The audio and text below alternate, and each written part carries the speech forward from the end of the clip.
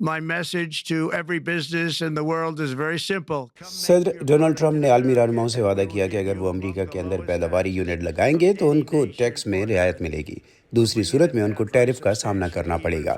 امریکہ کے صدر نے یہ بات جمعرات کو ڈیووس سوئٹزرلینڈ میں جاری ورلڈ اکنامک فورم سے وائٹ ہاؤس سے ویڈیو لنک کے ذریعے خطاب کے دوران کہی۔